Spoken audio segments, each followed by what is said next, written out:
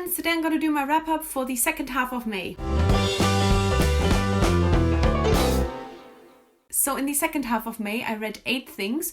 So overall in May, I read 18 things, which is amazing. I'm so very happy with this month. And because I've been super long-winded in all of my wrap-ups in the past 3 months, I'm just gonna get right into it. So first, I listened to With the Fire on High by Elizabeth Acevedo, and it is also narrated by her. This for me was very enjoyable. I really enjoyed it. I loved the main character.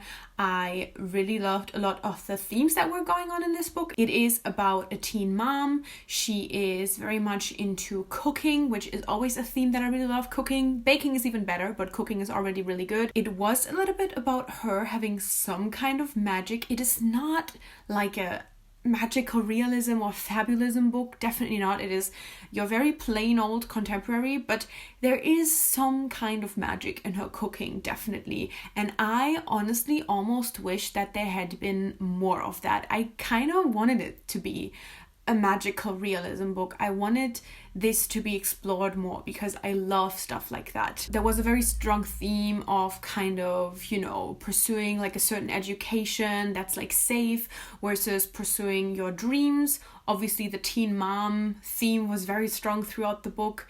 I also loved the slow burn romance in this novel, and in general just really enjoyed every single aspect, but at the same time I didn't really feel super emotionally connected to it, so I couldn't really give it more than 3 stars. I feel like I've had that a lot recently, and it's so strange because I feel like obviously 3 stars are still a good rating, but I feel like 3 stars for me can either be books that are really enjoyable but I wasn't really emotionally connected to, or it can be books that had a lot of good things in there that I enjoyed, but it was a little bit boring. So I feel like 3 stars is this really strange rating for me at the moment, but I did really enjoy this. I did really enjoy this. I think it's a fantastic book, and I definitely absolutely recommend it. I think with a little bit more magic, it totally could have been a 4-star read. Then I read my favorite book of the month, and it is my only 5-star rating this month, which is absolutely wild to me, and that was The Kiss Quotient by Helen Hoang. I did listen to the audiobook, and it was narrated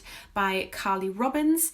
This was absolutely incredible, and I'm gonna tell you quite honestly, I did read The Hating Game this month as well, which was in my first half of the month wrap up, and I did not really expect to love The Kiss Quotient more than I loved The Hating Game, but I loved The Kiss Quotient so much, and I loved it from the first minute to the last minute. I was abso-fucking-lutely obsessed with this book. And honestly, I do think that there is a lot to criticize in this book. I do think it's there. It's just one of those books where I literally don't care. I didn't care while reading the book, and I don't care now. I didn't care when I was reading reviews about it. I just don't care. I love this book with every fiber of my being. Like, it's one of my favorites of the year, and I just loved it so much. And it is so fucking sexy. Like, holy shit. I've obviously read quite some good sexy books this year so far. Alyssa Cole, The Hating Game was strong as well, but The Kiss Quotient, I was sweating a lot throughout reading it. I just fucking loved it. It's one of those books that I'm already like, I already want to re-listen to it, because the audiobook was absolutely great as well. I loved it. As I said, 5 out of 5 stars. Then I read Nocturna by Maya Motain. This is an arc that I had, and it already came out in the beginning of May. I finally read it. Well, I had already started this at the end of April, but I had some issues getting through it, and then at some point I was so late that I had to put it down for a bit and read other arcs so that at least those reviews would be on time. And now I finally read Nocturna, and it was a real struggle. I had issues with this basically from the very beginning, because for me, and I hate that I have to say this, but there's no way like going around it, for me this was just a huge copy of Shades of Magic.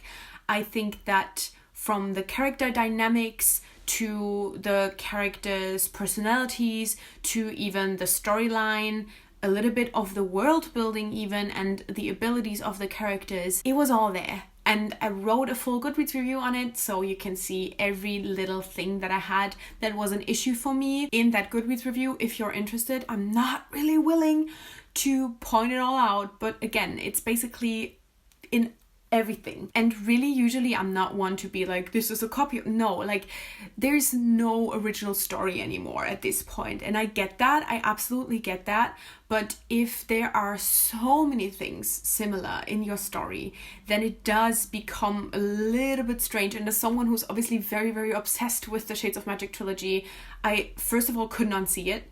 And second of all, would have felt weird not talking about it, because if you read the book and you see these similarities as well, you would be like, how the fuck has Leah not pointed that out? Because it is right there. And I'm obviously, you know, known for my love for Shades of Magic. So I do feel like, as much as I hate it, I do feel like I have to talk about it. This is a world that is all Latinx characters. So I was so excited to read a fantasy world with all Latinx characters. And it feels bad to have to say that I think this copied Shades of Magic, but for me it truly did. I literally had like 3 or 4 quotes in my Goodreads review that were sentences said by the thief that literally could have been said by Delilah Bard. Like, if I had not read this book and you would have given these quotes to me and had been like, these are Delilah Bard quotes, I would have been like, oh, I must have missed that in the Shades of Magic trilogy. Like, it sounded so much like Lila. And when it's not only like the general character dynamics, but also like the relationships and bits of the world and the magic and the villain, stuff like that, it's just, it was uncanny. And I just feel like I had to talk about it. Now I'm done talking about it. I'm not gonna drag this book, but it's something that I've just had to put out there. And that's that for me.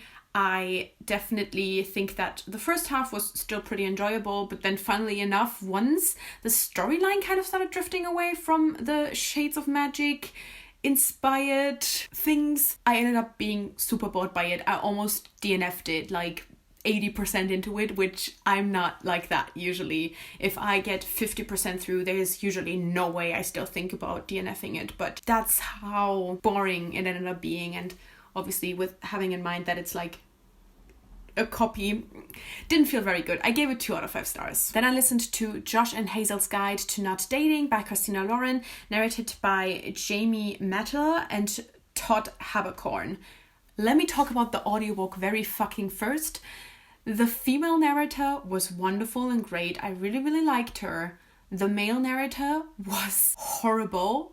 And like, obviously I don't want to judge this person by his voice, but he sounded like a piece of shit. It's one thing to like do a female voice in a kind of extreme, exaggerated way if you're just doing an audiobook by yourself. But if you literally have a female narrator who's doing the audiobook with you, if you literally have a voice to be inspired by, I do not understand why you would make your voice sound like that for the female main character. It was horrible. I don't think I've ever had this kind of negative experience with listening to an audiobook. Obviously, there are narrators that you don't really vibe with, or they don't really fit the characters that you're imagining. But if you're a male narrator and the only female voice you can do is like this really stereotypical, over the top kind of, it just wasn't good. It's one of those things where I'm like wondering how the fuck did this dude get his job? When it comes to the book, it was fine. It was enjoyable. I had a good time reading it. But having read things like the Kiss Quotient and the Hating Game this month, and then also in general having read Alyssa Cole and stuff this year, this just did not deliver as much as all of those other books did. It was fine enough, but I was just kind of like, this is just not as good as the other adult romance that I have read. So it was okay for me. I did relate to Hazel as a character. She was very quirky, and I know a lot of people are like, she's too quirky, and like nobody's actually that quirky, which, yeah, actually there are people who are this quirky, and you saying like these people don't exist is a little bit strange. But I love that she had this whole thing about she herself would sometimes like think, you know, am I too quirky? And she would be scared, and that's something that I hugely related to. She would be scared of other people, and especially her partner, calling her embarrassing in front of other people, being like, you're embarrassing, you're too loud. And her dad did that to her mom one time, and that like scarred her for life. And like, I fucking relate to this feeling of just being scared that someone just gonna call you embarrassing or too loud or too whatever. I love that. So I know a lot of people don't like Hazel, and Hazel is certainly not a perfect character, and certainly sometimes just very intense, but there were a lot of things that I very much related to when it came to her character. Other than that, everything else was just kind of okay. I gave it 3 out of 5 stars. Then I read The Beholder by Anna Bright. This, I think, comes out this Tuesday. I just think that this novel had a lot of potential but didn't deliver on basically any of it. I still have not written my review for this, so hopefully by the time this wrap-up goes up, I will have a written review, so I will link it in the description down below. There were 2 romantic storylines in this, basically, and it wasn't necessary. I liked both, but it wasn't necessary. It really, really was not necessary. It didn't really make sense. And like, I'm someone who likes romance and who doesn't mind if there's like too much, or if it's like, you know, insta-love. I don't care, but it was a little bit like too much and too quick and just didn't even work for me. So first of all, if you don't really like romance in your YA fantasy, like, this is not the book for you at all. But even if like me, you're like, I do like it, I think even you will probably have an issue with it, just as I had. I'm sad because I do think that it had huge potential, and I think that it could have worked super well, because as I said, the romances were, especially the romance in the second half, was so well done, and I really, really enjoyed the relationship between the two. But the fact that there were 2 was just too much, and then it just felt like both were kind of rushed because of that. And then also this had super weird world building. Like, it was this alternate universe of the world where like England exists and like Germany exists, but then other countries around it are made up countries, but they are basically still the same like, it was really, really strange. Like, this country that was basically Norway with all its stereotypical Norwegian things kind of existed, just it wasn't called Norway. Like, to me, the world building did not make sense. It was confusing. I didn't understand why we couldn't just have like a historical fantasy that was just normal Europe. Like, it didn't make sense as in why this world building, but it also didn't make sense as in the world building in itself. I just didn't really understand any of it. I think a map already could have helped immensely. So I don't really understand what that was about. Also, time-wise, it was a little bit weird. Like, it seemed like one of those, not medieval fantasies, but it definitely seemed just like a fantasy where they don't really have any technical advances, and then all of a sudden there's like a radio that can like transmit stuff from America to Europe. It was just a lot of this face, honestly, while reading it, and I just didn't really appreciate it. But again, lots of potential. Did really like the romance in the second half. I probably won't read the sequel, even though I was kind of intrigued once I finished it. But I don't think that's like, I don't think it's strong enough for me. So yeah, I gave it 2.5 out of 5 stars. Then I read Laura Dean Keeps Breaking Up With Me by Mariko Tamaki and Rosemary Valero O'Connell. This was wonderful. I just realized this was also a 5-star read. I think this might have been more like a 4.5, but I definitely gave it a 5-star on Goodreads, so whatever. This, first of all, has beautiful art. Of course, I'm now not really finding like a strong moment, but the art is gorgeous. I'm just gonna show you just like a random page. I feel like it already stands out. It is black and white, but then it does have these like pinkish highlights almost, which really worked well for this graphic novel.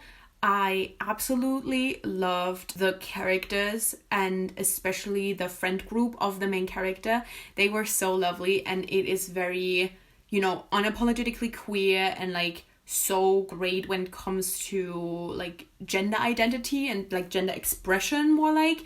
I really, really enjoyed that. It is definitely a story that has pretty mature themes that I wasn't really expecting from this one.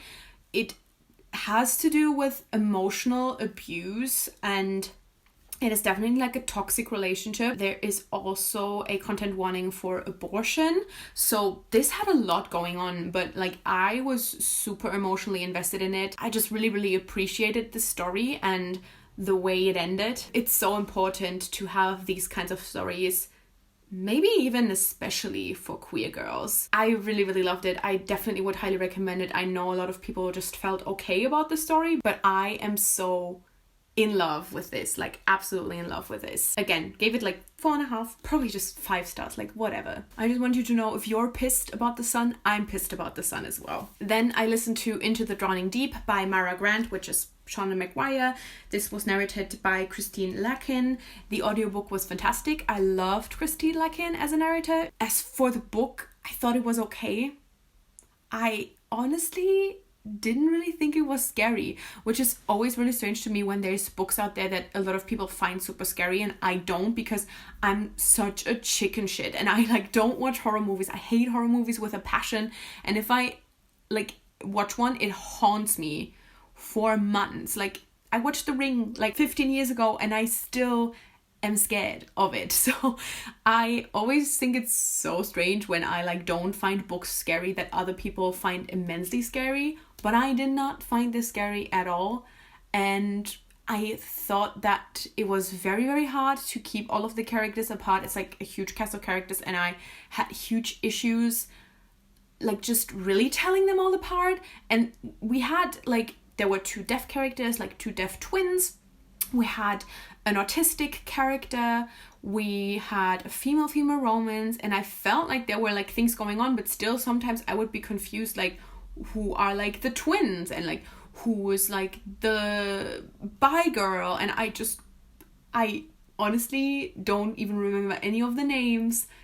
I don't know, for some reason, maybe it was the audiobook, but then at the same time, I'm gonna say quite honestly that I don't think I would have read this book physically. I don't think I would have picked this book up if I didn't have the chance to listen to the audiobook. Yeah, I don't know. I know a lot of people really, really love this and I can see why, but for me, it just didn't really work. And like at this point, with having 3-starred every single Wayward Children book, I'm like, maybe I just don't vibe with Shauna Maguire's writing style. That could be it. I don't really know. I gave Into the Drowning Deep 3 out of 5 stars, but again, the audiobook I highly, highly recommend if you like audiobooks and you'd be interested in the story. And then finally, I read Tell Me How You Really Feel by Amina May Safi. I just did a full video review for this, so I'm gonna leave a link in the description and in the info card. I absolutely love this. This is one of my most anticipated releases of the year, and it definitely delivered for me. It is really fun. It is really lovely. Has a really great hate to friends to lovers relationship between 2 girls, and I love the development. I loved so many of the themes in this book about filmmaking, about like being a female filmmaker and a brown filmmaker. It was definitely about feminism and overcoming some internalized misogyny. It had some really, really great family dynamics. It just had so many strong themes in there, and these are just like the strongest, most prominent themes, but there is so much going on in this book and so many small things that I noticed throughout it. It was just really lovely, and like I took some time to warm up to it. Like 50% into it, I still thought this was going to be just a 3-star read for me, and I honestly thought that it was going to be like disappointing considering how high my expectations were. But then after the first half, I fell in love with it more and more with every second and had a lot of emotional moments in the second half. I feel like this got a lot of hype because of the gorgeous, gorgeous cover, and I do hope that for a lot of people it will live up to the hype as it did for me. I'm so happy. I'm very, very happy with this book, and I give it 4 out of 5 stars. This is everything that I read in the second half of May. Of course, let me know how many books you read in May, and if there's any new favorites, anything you really love, or if you have read any of the books that I read this month as well. And yeah, I make new videos every Wednesday and Sunday with occasional reviews on Friday, so click subscribe to never miss anything and hit the little bell so you get notified as well. And thank you so much for watching. I guess I'll see you soon. Bye!